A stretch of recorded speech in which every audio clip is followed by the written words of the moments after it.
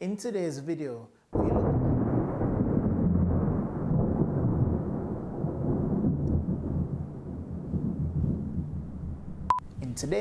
we look at why you should research the types of weather conditions you may face when moving or you've moved to a new country.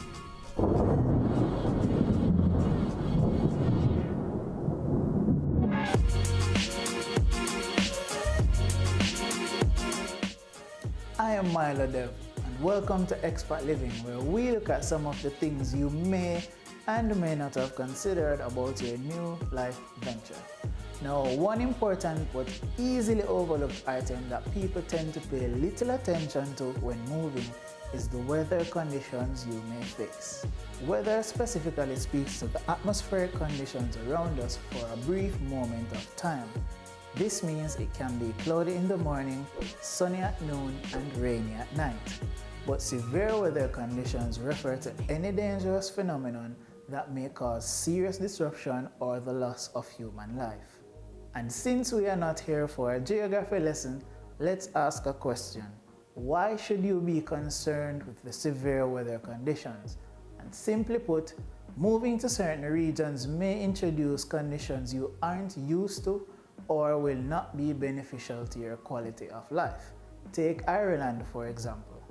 Referred to as the Emerald Isle, data shows Ireland faces an average of 150 to 250 rainy days a year. So in the case of someone used to dry, harsh conditions, Ireland's weather will be a serious turnoff. If you are planning to relocate, you want to compare your current weather conditions to the conditions where you are going and decide if you will be able to handle these kinds of conditions. Also, look at what severe weather conditions are popular in that area, because moving to various regions around the world opens the door for conditions such as tsunamis, tornadoes, earthquakes, hailstorms, sandstorms, or snowstorms, and these are only a few of the many disasters out there. So my advice is to know what kind of severe weather conditions you may face at your potential residence and know what to do in the event that any of these disasters strike. Also important to note when moving or you've moved to a new country is to have a plan of action in the event of an emergency. Send a few contact numbers to your family members or best friends back home so they can have someone to get in touch with in the event that they can't get in touch with you.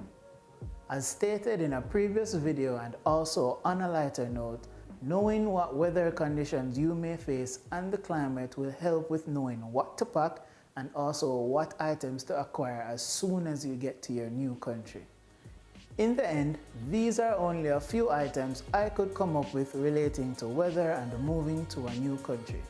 I encourage you to research, and if you find anything at the end of your research that's worth sharing, drop it in a comment below.